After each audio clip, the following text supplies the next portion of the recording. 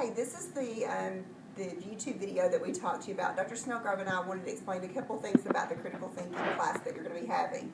Because probably what's going to happen is you're going to get ahead of schedule and work on it just a little bit, because there's going to be a lot of deadlines, and there's certain ones that you can actually do early. So the first thing I want to talk about is the PassPoint program itself. If you look at the syllabus, and I've got it in front of me, also your Blackboard course has it ready. If you'll look and you'll turn to required resources, it actually has the ISBN number that we want you to purchase. This is approximately $195, and Dr. Snellgrove sent you out an email today explaining that. Now, those of you who had community, you're already going to have purchased this program, and you've already been added to the class. Those of you who have not purchased this already, what you'll do is you'll get it, you'll put in your access code just like you did PrepU, because this is powered by PrepU, and then you will actually join the class by putting in the Snellgrove and the number that's provided for you on Blackboard. So it's pretty easy. I think that should clear up any of the problems that we've had. Now, the evaluation strategies are what we want to talk about a little bit, and again, we can talk about these more when we have a live class. But if you'll look at your syllabus, you're going to see that there are 4 grading strategies. The first one is the mastery level achievement of 25%. This is that area that we would really encourage you to start working on over the holidays, because what's going to happen, and I'm going to turn the page on the syllabus, if you'll look at it, there's a whole page that explains how that you do PrepU mastery level achievement conversion. We are requiring a 7, and for a 7 and those mastery levels, you get 100%. Anything less than a 7 will be a 0, and there's no averaging of grades, so in every area we're requiring you to have a 7, otherwise the grade will be entered as a 0. Now, we've given you specific dates that you can look at. Not only have we given you the date, the week that it should start, we've also given you the time when it's due by. So in other words, the first week, January the 12th, Fundamentals of Nursing, it is due by 10 p.m. on 1/18 of 15. So you have to have that completed for your grade not to be entered as a 0. Now, you can go ahead and do this early, which is what we're talking about during the holidays. You also need to know that what we're able to do in PassPoint is that Dr. Snellgrove and I can actually go in and look at you as a class, but also look at you individually to see exactly what you're doing, how often you're accessing, how many questions you've done, and what your mastery levels are, your strengths and your weaknesses. So we're able to go behind the scenes and look at that. Now, when you go to that first week, and I'm not going to go through each one of those, you can read these yourself, but if you look at the Fundamentals of Nursing, there are basically 5 areas: basic physical care, basic psychosocial needs, on and on. You have to have a 7 in each one of those. You can't have an average of 7 for the Fundamentals of Nursing. So I want you to be very well aware of that and not think that we're going to average those numbers. That's frequently a question that students have. Then that goes away. The next week, you'll have a new mastery chapters, and that will lead you through each one of those. So every week there's an assignment for you. And that's the reason we wanted to give this video, so that you can kind of get ahead of the game. And you can completely have those done before you even come back in January if you want to. Now then, on to the next one.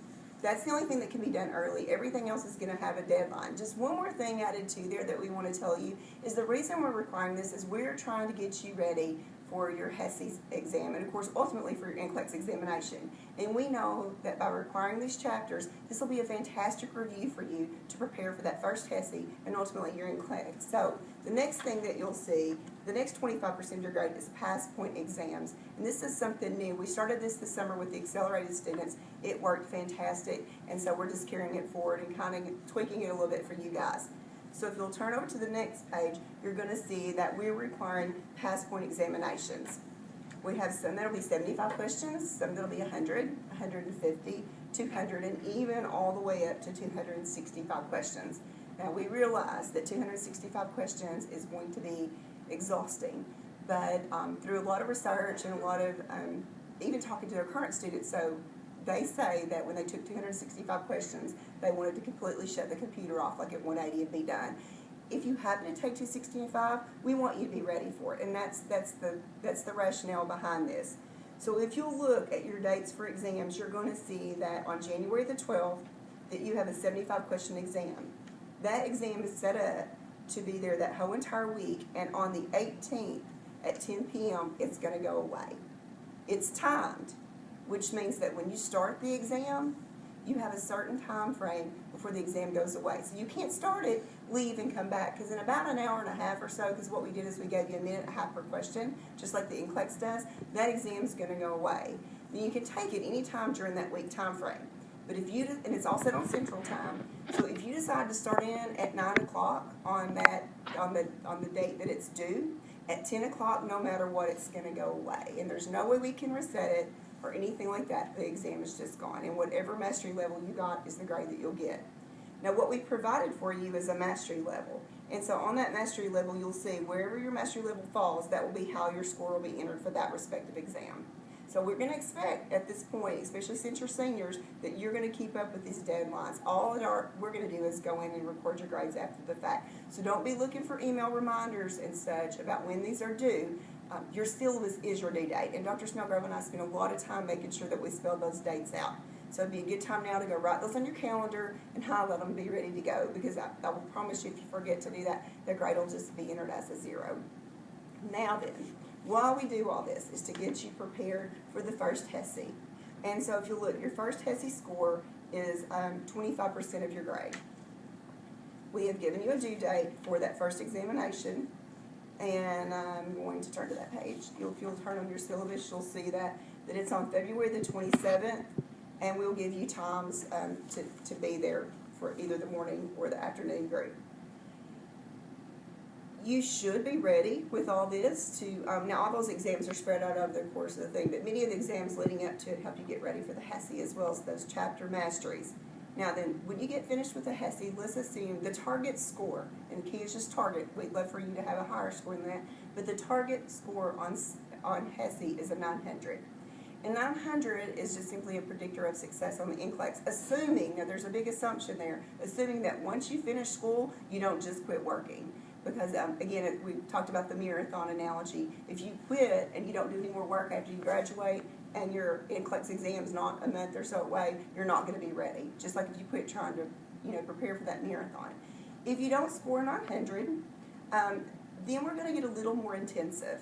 We're actually going to have live classroom meetings at that point and a certain amount of remediation that goes on board. I'm not going to spend a lot of time on this, because what's going to happen is the Monday after the HESI exam, we're actually going to have a live class, and I think at that time we'll explain exactly the remediation piece and exactly the live class piece that goes on board. Okay, so you didn't get the 900, or you got the 900 and you want to work a little more because you really are the overachiever, which is fantastic. We highly encourage that. We're going to have live classes, and they're going to meet, and we've provided those times. We're getting you ready for the second HESI, and the second HESI will be on April the 3rd. Again, hopefully your score will be 900 or above. Now, that again will be recorded as 25% of your grade. Let's assume that you've taken 2 HESI exams and you still don't have a 900, and we know 900 is a predictor of success. We're going to need to get a little bit more intensive. And so one of the things that is going to be required is actually what's called a virtual ATI at that point. And virtual ATI is just an online, coached, guided course to prepare you for NCLEX.